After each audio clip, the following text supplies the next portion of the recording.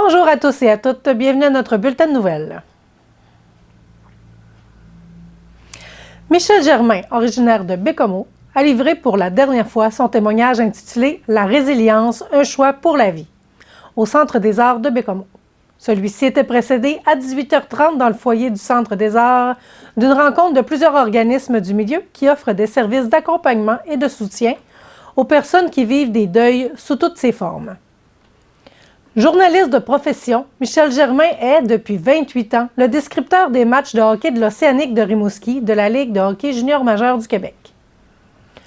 Le 15 décembre 1998, alors qu'il se prépare à commenter un match entre l'Océanique et les Remparts de Québec, il apprend le décès accidentel de sa mère, de son épouse ainsi que de sa fille, alors âgée de 9 ans. Résilient et serein, Michel a su s'entourer et surmonter les obstacles. Aujourd'hui, 25 ans plus tard, il s'investit dans un nouveau projet, la Fondation Jenny Lee Germain. C'est sa façon à lui de perpétuer la mémoire de sa fille tout en venant en aide à la communauté. Qu'est-ce qui est arrivé? Elle dit, la maîtresse, à 2h30, comme tous les jours, elle dit, sortez vos boîtes à lunch, c'est l'heure de collation. Ouais. Fait que j'ai sorti ma boîte à lunch, puis je l'ai ouverte, puis mais avant de commencer à manger, j'ai regardé. Mon ami à ma gauche, il a ouvert sa boîte à lunch, il n'y avait rien dedans. J'ai regardé mon autre ami à côté, même chose. Il n'y avait rien dedans. J'ai dit, qu'est-ce que tu as fait? Mais elle dit, tu sais, tout. Elle n'avait pas, je suis fâché. J'ai pris ma banane et ma pomme, je l'ai donnée à elle. J'ai pris ma bartende et mon jus, puis je l'ai donné à elle. J'ai dit, tu t'es retrouvé avec ta boîte à lunch vide. Elle dit oui. Mais j'ai dit, c'est merveilleux, Jenny. Demain, on va t'en donner plus. Si tu as des amis qui ne l'ont pas, tu vas pouvoir les en donner. Elle dit, t'es pas fâché. J'ai dit, mais non, je ne suis pas fâché. Tu as été super généreuse. Oui, mais elle dit, ça coûte cher l'épicerie. Toi, puis maman, là, vous travaillez fort pour me donner des bonnes collations. Puis elle dit, je les distribue. Moi, j'ai dit, c'est correct, Jenny. Quand il est venu l'idée de créer la fondation pour perpétuer son nom et la garder vivante, la cause était trouvée. Et c'est pour ça que ce soir, la moitié des profits. C'est ça. Mais l'anecdote m'était toujours restée. Puis là, en 2019, j'ai rencontré une brochette de gens parce que la fondation de Jenny Germain, on est 7 sur le conseil d'administration. Puis je sais que les spots sont sur moi, là, mais les 6 autres personnes, c'est incroyable le travail qu'ils font. Puis quand on a commencé ça, c'était mon projet de retraite, on a commencé ça dans la vallée de la Matapédia. Tu sais, ce ne sera pas gros, puis on va faire quelques activités, puis tout ça, on a perdu le contrôle de ma tête. Mais je peux vous dire que depuis 2019, il y a eu 2 années de pandémie là-dessus, où on n'a pas pu faire de levée de fonds comme on aurait voulu. Mais on a quand même distribué aux alentours, en tout et partout, là, dans la vallée, Moisson, Rimouski-Léjec et à Bécomo, au total 70 000 $. À la toute fin de la soirée, la coopérative funéraire Haute-Côte-Nord a remis à la Fondation Jenny Lee Germain un chèque de 1 500 $. Le 1er décembre dernier, le comité d'accueil des nouveaux arrivants de la municipalité de Les Escoumins a tenu leur tout premier café-causerie. Ce sont une vingtaine de nouveaux Escouminois et Escouminoises qui ont pris part aux échanges et aux activités, telles que l'activité brise-glace, où on leur demandait de se présenter à tour de rôle. Nous avons demandé à l'agente de développement Juliette Renard si elle était satisfaite du déroulement de la journée et de la réponse de la communauté. Voici ce qu'elle nous a répondu. Oui, je suis vraiment contente. On a du monde qui est venu. On a justement des gens, par exemple, ça fait que 2 semaines qu'ils sont là. On a réussi à les contacter. Fait que je suis vraiment contente. Les gens peuvent échanger leur parcours, leurs difficultés. Donc oui, je suis vraiment très très contente de ce premier café causerie. Donc il va en avoir d'autres, j'imagine. Oui, je pense que là tout le comité est vraiment content. Puis on avait déjà pas mal d'idées. On a justement un prochain événement qui va se dérouler l'année prochaine qu'on est en train de planifier avec le comité. Donc c'est sûr qu'il va y avoir encore plus de rencontres puis d'activités pour les nouveaux arrivants. Puis entre-temps, s'il y en a qui n'ont pas pu se déplacer aujourd'hui, mais qui sont quand même des nouveaux arrivants ou des immigrants, ils peuvent te contacter. Ou contacter Marine, j'imagine. Oui, on reste vraiment nos adresses courriels sont diffusées, nos numéros de téléphone, fait que s'il y a des questions, on est vraiment disponible pour leur répondre à leurs questions, puis on veut vraiment qu'ils s'intègrent ici, puis qu'ils restent aux Escoumins finalement, donc on est là pour ça. Ben, merci Juliette, puis bravo pour cette belle initiative. Merci beaucoup! Nous avons rencontré Stéphane Gaudreau, responsable du volet récréatif ce matin, pour qu'il nous parle des prochaines activités à venir dans la municipalité. Voici ce qu'il avait à nous dire. Allô Stéphane? Bonjour, ça va bien? Oui, toi? Ben oui, toujours. Je t'ai demandé de venir aujourd'hui pour nous parler de ce qui s'en vient aux Escoumins dans les prochaines semaines. Ouais, on a une grosse programmation, une grosse fin de saison avant d'entamer 2025. On a tout d'abord Alexandre Barrette, qui va être des nôtres dans sa tournée Road Test. S'arrête chez nous le 14 décembre. Il reste à peu près 50 billets disponibles. C'est pas des peurs, parce qu'il y a beaucoup d'entreprises qui ont dit on fait notre partie avec vous autres, on va super avant, on prend toute une batch de billets. Donc, il reste à peu près 50 billets là, disponibles pour Alexandre Barrette le 14 décembre.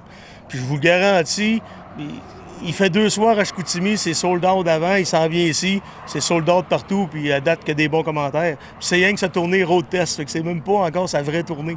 Fait que Alexandre Barrette qui demeure Alexandre Barrette. Un incontournable dans l'humour, je pense qu'on va avoir bien du fun avec. Ensuite, Mère Noël qui va venir faire un conte de Noël le 18 décembre à la bibliothèque. Alors prenez ça en note, 18 décembre, bibliothèque, Mère Noël. Alors les jeunes, les moins jeunes, à 18h. Suivez les informations sur la page Facebook de la municipalité des Escoumins pour ces événements-là. Également, on a une journée de Noël de prévue le 22 décembre, comme on fait habituellement à l'Arena. Mais là, sauf que cette année, étant donné que l'Arena n'est pas disponible, donc on espère que les glaces extérieures soient prêtes. Habituellement, c'est toujours prêt aux fêtes, mais là, je sais pas, la température, t'as pas de neige, on a ci, on a rien. Fait qu'on on a de quoi de prévu, mais on va peut-être changer nos plans dernière seconde. Mais ce qui est sûr, c'est qu'il va y avoir un film présenté à Salle Multi le 22 décembre en après-midi. Le 22 décembre, un beau dimanche, juste avant de partir en Corée des fêtes. Le Père Noël va être là, la Fée des Étoiles va être là. Si on peut patiner dehors, tant mieux. Sinon, bon, on aura le film à Salle Multi automatiquement avec les festivités de Noël le 22 décembre. On fait du raccompagnement également parce que vous avez vu passer un peu qu'on veut faire une campagne de financement pour notre centre sportif, pour ramasser de l'argent, pour donner un coup de main pour notre centre sportif. On a du raccompagnement le 7, 13, 14, 20, 21 décembre. Alors, toutes ces dates-là, on a une équipe, vous contactez, les publicités sont un peu partout, là, vous contactez à la municipalité, faites le 0, puis il y a une équipe qui va vous répondre. On a 2-3 équipes prêtes à intervenir au cas où, puis il y a même le 14 décembre que l'autobus va être disponible après le show d'Alexandre Barrette, parce qu'après le show d'Alexandre Barrette, il y a un DJ qui est là. Donc, ceux qui veulent rester prendre une bière, ceux qui n'ont pas venu au show et qui veulent venir prendre une bière, le bar va être ouvert dans l'Arena, puis on a un DJ qui va être là jusqu'aux petites heures du matin. Puis on aura le bus pour faire du raccompagnement en fin de soirée. S'il y a un groupe de personnes qui veulent partir à quelque part, on va être là. Également, il y aura le concours Village en lumière, un concours qui est à sa 15e édition. Vous avez jusqu'au 16 décembre pour faire vos décorations, puis les allumer, bien entendu, puisque notre jury va passer par les rues du village. En étant illuminé le 16 décembre, vous êtes automatiquement éligible pour un des 6 prix, des chèques cadeaux, dans le fond, des 6 prix qui vont se relier à ça. Ça va être tiré au hasard. Puis il va y avoir un prix coup de cœur de nos vérificateurs. Donc, je vous invite à participer, à illuminer notre beau village. D'ailleurs, allez voir notre nouvelle décoration, là, est quasiment terminée, là, où la pancarte d'entrée de ville, on a un gros renne géant. Il va y avoir un Père Noël qui va s'y rattacher, il y a un traîneau qui devrait être prêt ce soir, en ce mardi. Donc, merci beaucoup. Oui, merci à toi, puis joyeuses fêtes à tous, en espérant vous voir dans nos événements. À la prochaine. À la prochaine. Le Centre intégré de santé et de services sociaux de la Côte-Nord demande aux proches aidants qui se présentent au CHSLD de Les Escoumins ou de l'unité d'hospitalisation de respecter les mesures de précaution lors de leur visite, dont le lavage des mains et le port du masque, étant donné les 2 éclosions d'influenza en cours. Ces mesures visent à limiter la transmission des virus et à protéger les résidents, le personnel et la population. Les visites sont restreintes, sauf pour les proches aidants. Toutefois, les proches aidants présentant des signes de toux ou de fièvre devraient reporter leur visite.